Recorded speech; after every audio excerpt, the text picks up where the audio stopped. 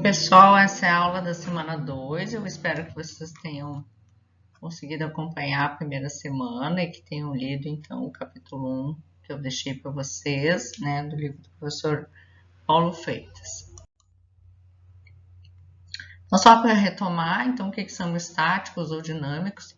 Eu quero avisar vocês que as atividades, aquelas que ficaram da primeira semana, eu só vou corrigir no meu retorno depois do dia 15. Então, possivelmente a gente coloca em discussão e faz uma aula síncrona para dar uma discutida a respeito das respostas que vocês colocaram, certo? Então, só para dar um retorno para vocês. Então, o modelo de simulação estática, o modelo onde a passagem do tempo é irrelevante, ou seja, não tem alteração do estado. Dependente do tempo, aquele sistema não muda de estado. Exemplo, né, os modelos gráficos 2D, que a gente não tem alteração. Modelos de simulação dinâmicos, então, representam sistemas cujos resultados variam com a passagem do tempo. Com relação a determinístico ou estocástico, né, então, os modelos de simulação que não contêm nenhuma variável aleatória são classificados como determinísticos. O que isso quer dizer?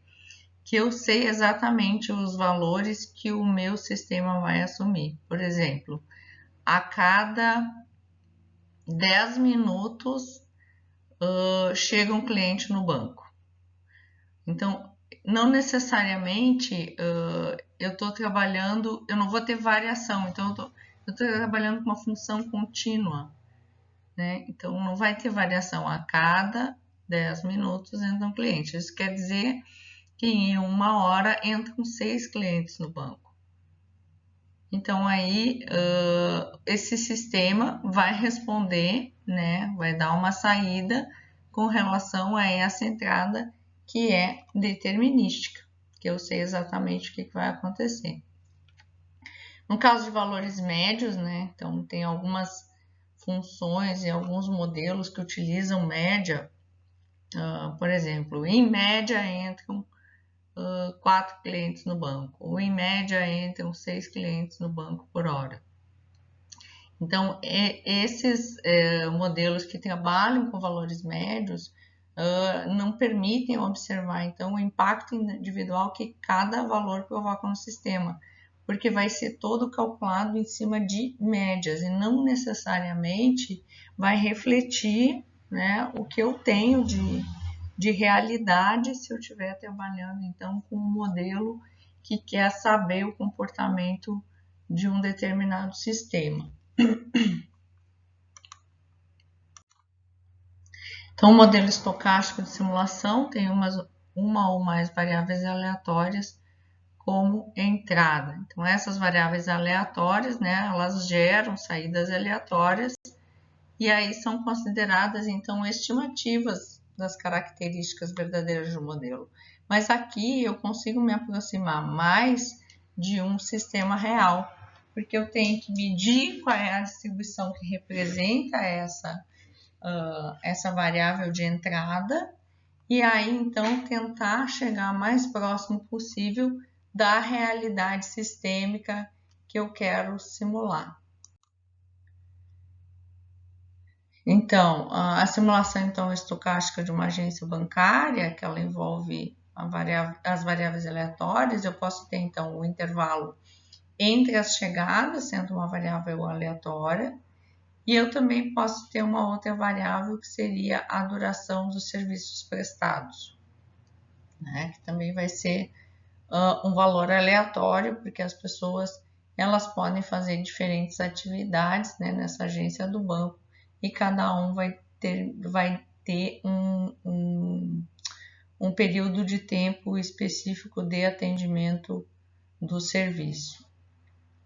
Então, medidas como o número médio de clientes esperando e o tempo médio de espera de um cliente vão ser tratadas, então, como estimativas estatísticas das medidas reais do sistema. Então, a partir do tempo de chegada e o tempo de atendimento, né, pensando na simulação associada a um período de tempo,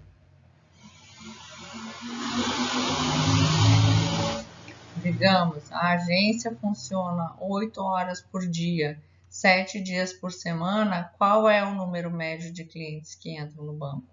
Qual é o tempo médio de espera desses clientes, né? Partindo de que eu estou associando uma distribuição para cada uma dessas variáveis aleatórias.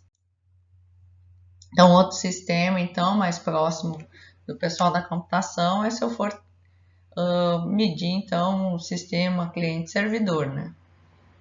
Então, eu posso ter como variáveis aleatórias as chegadas dos pedidos para serem atendidos por esse servidor, né? Pode ser um servidor de páginas na web, por exemplo, e a capacidade de processamento desse servidor, né? Quanto tempo ele leva para processar cada um desses pedidos. Então, podemos avaliar ainda o tempo que leva para chegarem os pedidos, o tempo de resposta do servidor, planejar a capacidade de atendimento, considerando as características de desempenho dessa máquina que está sendo simulada. Além disso, eu posso ainda medir a capacidade de processamento, a memória em relação ao tamanho de buffer, né? Aqui a gente está trabalhando com cliente-servidor, e eu vou colocar aqui um desenho. Eu tenho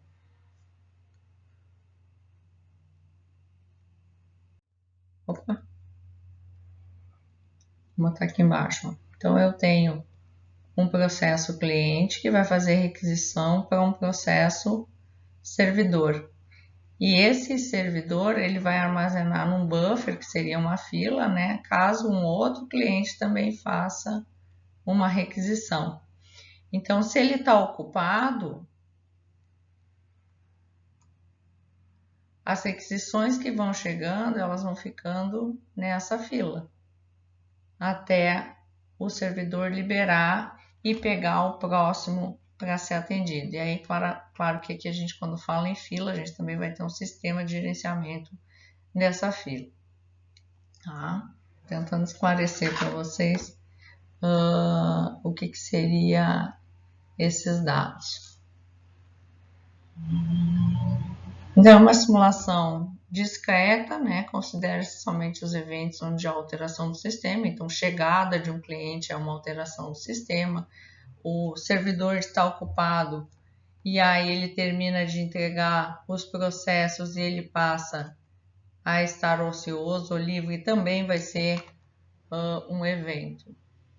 Então, alguns autores chamam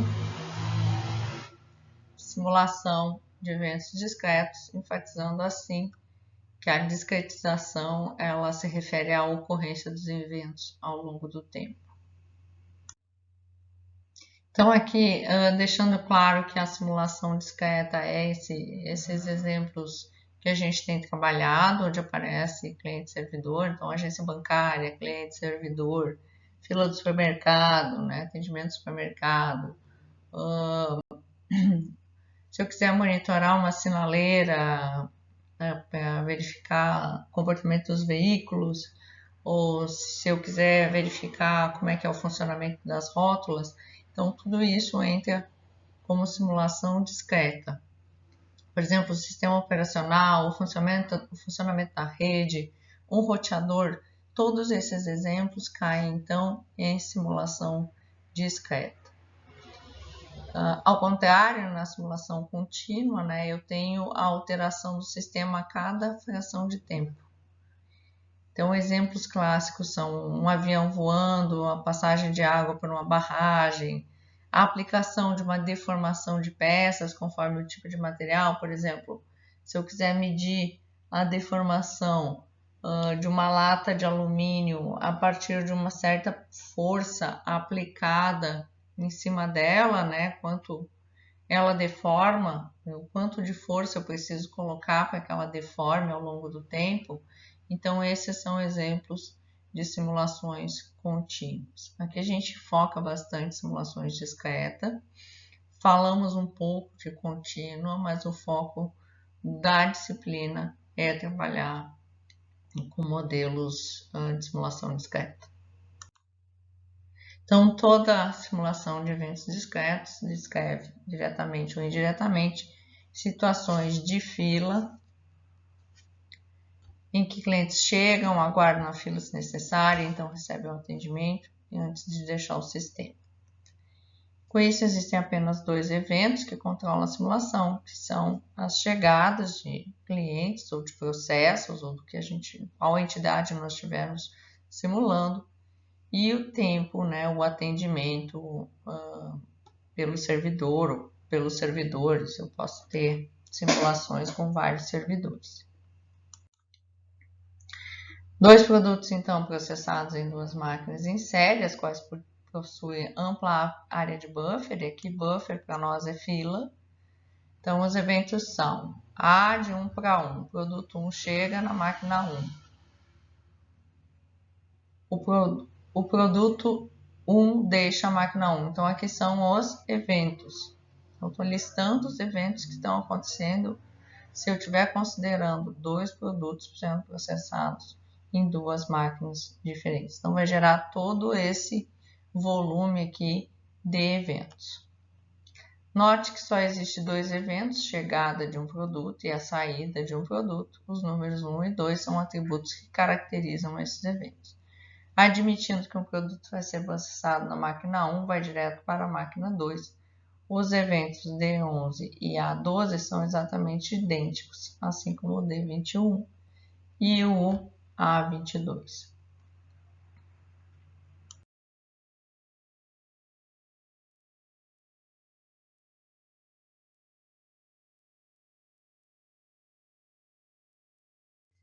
Vamos ver se vocês realmente entenderam o conceito de eventos. Então, escolha um dos problemas dos exercícios, né? Desde que ele seja um problema de simulação discreta, né? Orientada a eventos, e tente, então, identificar quais seriam esses eventos. Se vocês quiserem, podem fazer mais de um, e aí na nossa aula síncrona a gente dá uma discutida a respeito desse tema também. Então, com relação aos passos na formulação de estudo de modelagem e simulação, vocês que leram o capítulo do professor Paulo Freire, esse material é com base no que foi desenvolvido lá. Então, a gente tem a etapa 1, que é o planejamento, a segunda etapa, que é a modelagem, a terceira etapa, que seria a experimentação, e a quarta e última etapa, né? Então, a tomada de decisão. Então, agora a gente vai explicar um pouco desses passos, né? Para esclarecer para vocês.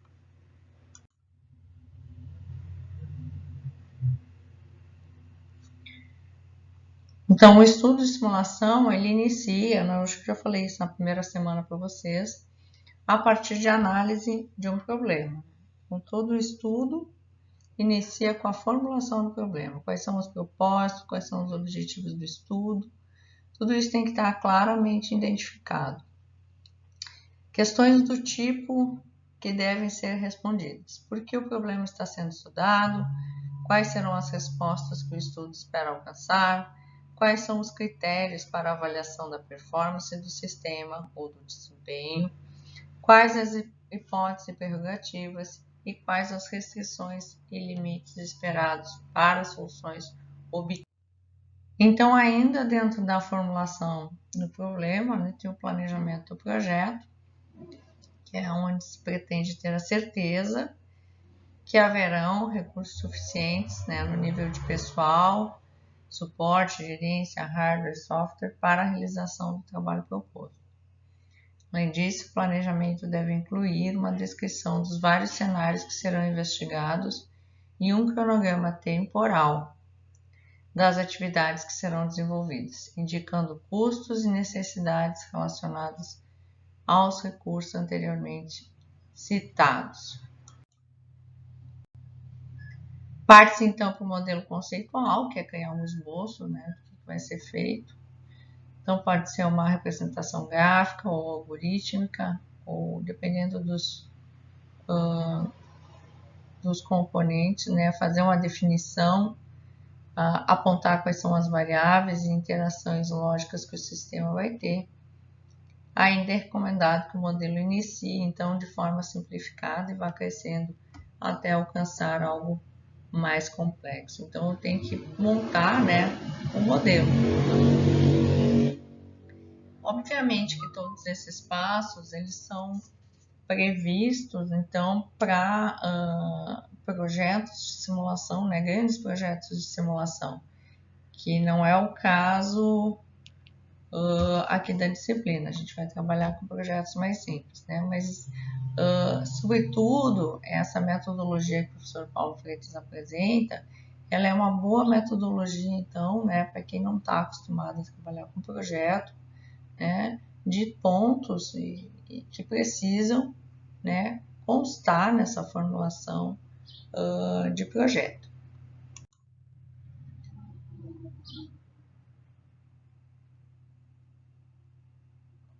Então, pensar aqui em qual a estratégia, né, se vai ser uma modelagem discreta, uma modelagem contínua, ou se tem que combinar as duas coisas. Que tipo de detalhamento vai ser incorporado nesse modelo, né? Como o modelo vai apresentar os resultados. Isso aqui a gente tem na ferramenta, né? A forma de gerar relatório. E aqui também, desculpa, é importante definir que se vai ser usado animação ou animações, né? Para simulação. No nosso curso, durante as nossas aulas, a gente não consegue chegar tão avançado nas animações Barema, tá? Mas existe, e quem for se aprofundar na área de simulação, as animações sempre são bem-vindas, assim, para demonstrar, né, o funcionamento do sistema. Então, que nível de personalização de cenários e ícones de entidades, nível de agregação de processos, como os dados vão ser colocados no modelo, se vai ser feito manualmente, ou se tem uma leitura de arquivos. Isso aqui é extremamente importante.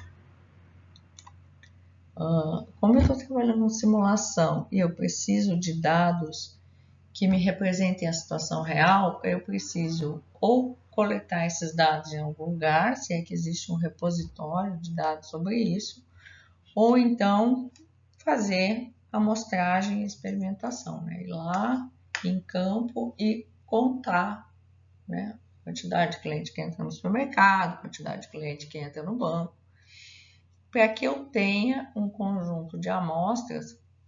Nas próximas aulas nós vamos falar sobre isso. Vocês já tiveram aula de estatística, vocês já trabalharam com distribuição de frequência e amostragem, e a gente aqui aplica então esse uso de amostragens e variações de frequência, né? Então, acho que na próxima semana ou na outra a gente já vai exercitar a simulação manual, e isso é extremamente importante, né, para que a gente consiga fazer a parte manual da simulação.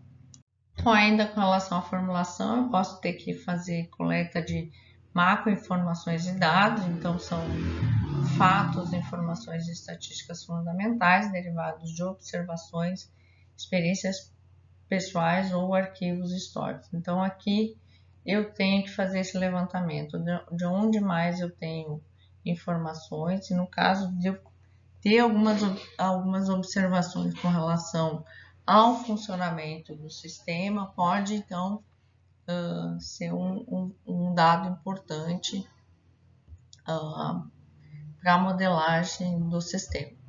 Em geral, macroinformações servem para conduzir os futuros esforços de coleta de dados voltados para a alimentação de parâmetros do sistema modelado. Então, algumas questões que se apresentam são: quais relações e regras que conduzem a dinâmica do sistema? O uso de diagramas de fluxo é comum para facilitar a compreensão dessas interrelações. Isso aqui vai ficar mais claro quando a gente começar a modelar a partir de determinados problemas, tá? Então vocês não se assustem, porque são bastante informações, mas que depois vai ficar mais claro, fazer sentido. Muitas dessas atividades a gente não vai nem usar, porque nós vamos trabalhar com sistemas mais simples, né? Então, quais são as fontes de dados necessários para a alimentação do modelo? Aí aqui uma outra observação com relação aos dados, né? Eu posso ter que fazer tratamento dos dados antes de carregar na simulação. Então, o tratamento dos dados é extremamente importante, tanto para a simulação quanto para outras áreas, como por exemplo, para quem faz treinamento de aprendizado de máquina também. E quanto aos dados relativos aos custos de finanças? Então, incorporar elementos de custos em projetos torna a sua utilização muito mais efetiva. Custos de espera, custos de utilização, custos de transporte. Quando empregados, tornam os modelos mais envolventes e com maior credibilidade e valor. Muitas vezes as pessoas estimam o custo do projeto e esquecem de colocar alguns pontos como deslocamento ou dificuldade de aquisição de dados e etc. Então é bem importante considerar esse dimensionamento, né, de custos e finanças com relação à formulação de um projeto.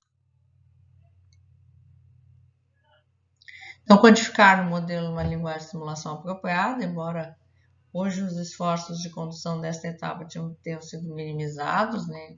Então, hoje a gente tem ferramentas que auxiliam e muito, né, a tradução dos modelos. Quem que fará a tradução do modelo conceitual para a linguagem de simulação? É fundamental, então, a participação do usuário nesse momento, né? Precisa entender exatamente, às vezes a visão do usuário ela não reflete no que acontece no sistema. Depois, mais adiante, a gente vai ver um exemplo. Então, como será realizada a comunicação entre os responsáveis pela programação e gerência do projeto? Documentação é outro ponto muito importante, tem que documentar tudo. E isso aqui eu chamo a atenção, porque quando nós formos trabalhar com os modelos no simulador, às vezes vocês fazem alguma troca de variáveis ou modificam o modelo, né? Então aqui a nossa documentação vai ser salvar os relatórios e os modelos anteriores sempre que for fazer alguma alteração, porque senão depois vocês perdem, né? O que foi feito, não lembra. É normal, né? Quando a gente está num dinamismo de trabalhar e fazer atividade, às vezes a gente acaba esquecendo. Tem ainda a verificação e validação. Então, eu tenho que modelar e eu ainda tenho que verificar se esse modelo está realmente funcionando. Então, isso aqui a gente trabalha mais adiante na disciplina também.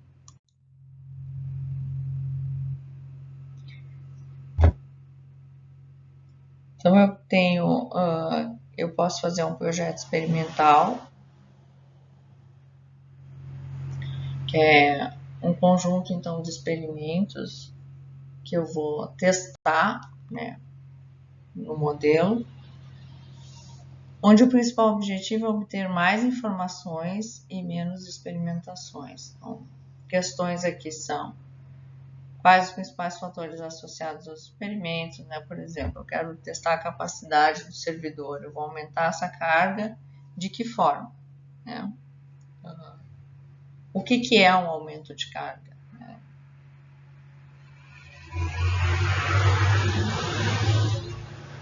O que representa um aumento de carga? Por exemplo, mais clientes sendo atendidos.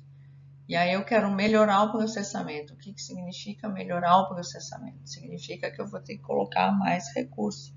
Então, se eu tenho um processador, eu posso ter que colocar 2 processadores para atender um determinado sistema. Então, executar as simulações para a geração dos resultados desejados, né? E para a realização das análises de sensibilidade.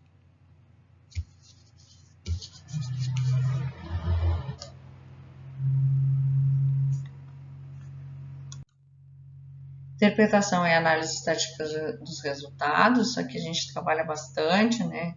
Vamos ler os relatórios. Primeiro a gente começa com a simulação manual, e aí ali a gente tem que calcular tudo através de tabelas. Talvez vocês tenham que usar o Excel para fazer esses cálculos, né? Então eu dou as fórmulas para vocês. E aí a gente pode fazer uma análise do que está acontecendo. Depois, quando for usar a ferramenta, essas análises estatísticas, elas ficam mais fáceis, porque o sistema gera um relatório. A partir desse relatório, a gente consegue compreender o que está acontecendo. Agora são 5h30 da tarde, quer dizer, acho que já são 6h08. A minha rua ela é muito barulhenta, gente. Você não sabe o sofrimento que é gravar essas aulas para vocês. Mas enfim, fecha o parênteses, era um desabafo da prof. Então, algumas questões que podem ser respondidas: se o sistema modelado é do tipo terminal ou não terminal, quantas replicações vão ser necessárias, isso aqui também é extremamente importante, né? O que vai representar o funcionamento do sistema, né? Eu tenho que simular 24 horas por dia, eu tenho que simular 7 dias por semana, eu tenho que simular 8 horas de trabalho por dia, 7 dias por semana. Então, determinar os períodos que a gente quer simular é extremamente importante. Vai ter período de warm-up, quer dizer, eu preciso fazer um aquecimento desse sistema antes.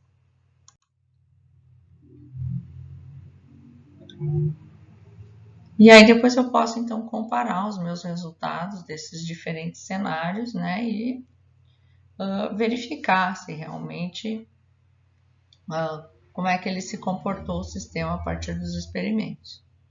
Então a gente vai, simula, experimenta, modifica o modelo, experimenta e vai guardando os resultados. E depois a gente faz uma comparação de resultados, certo? Então, em alguns casos, pode ser que eu queira comparar um sistema existente, né, com propostas alternativas.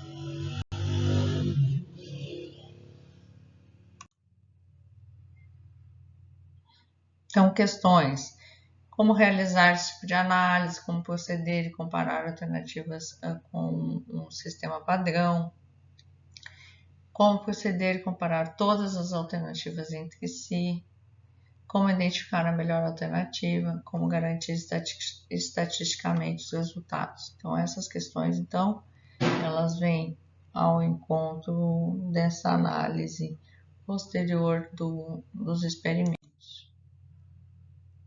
A questão da documentação, eu já falei para vocês, extremamente importante, né, para dar andamento, então, ao trabalho. Então, em linhas gerais, pode-se dizer que os seguintes elementos devem constar na documentação final de um projeto de simulação. Então, preciso... e aqui, então, quando eu pedir os trabalhos para vocês, vocês têm que observar isso. Então, preciso descrever os objetivos, as hipóteses, os conjuntos de parâmetros que foram utilizados, a descrição das técnicas e métodos que foram empregados, quais foram as distribuições que vocês escolheram, qual foi a verificação e a validação que foi feito,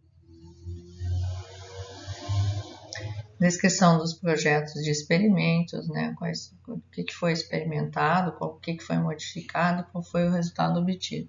A comparação dos resultados e, obviamente, que toda a documentação precisa ter, então, uma conclusão.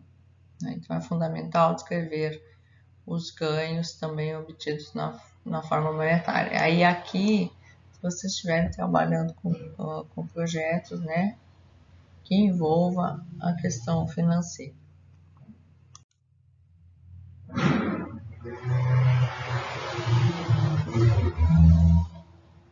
Então, a apresentação de resultados, né, o restabelecimento e confirmação dos objetivos do projeto, quais os problemas que foram resolvidos, rápida revisão da metodologia que foi empregada, benefícios alcançados, considerações sobre o alcance da precisão dos resultados, quer dizer, como é que você sabe que esses resultados realmente são confiáveis. Então, aqui vocês ainda têm mais uma lista que complementa essa conclusão, mas assim, de forma a destacar a importância, que esse documento, então, ele tem que tentar demonstrar que a simulação é uma espécie, de ponte entre a ideia e a sua implementação. Quer dizer, quando tu depara com um problema e tu quer verificar a abrangência daquele problema, então vai fazer experimentos e aí, a partir desses experimentos simulados, vocês têm uma solução concreta, com valores que vocês podem, então, alinhar a ideia e a implementação. E após essa simulação, partir então, para o caso da tomada de decisão e a implementação do sistema, das alterações que foram analisadas pelo modelo simulado. Então, erros comuns, quando se trabalha com simulação, pouco conhecimento e treinamento com a ferramenta, objetivos com pouca clareza ou definição, construção de modelos muito detalhados, isso aqui eu falei para vocês na primeira semana de aula. Mudei de tela sem querer.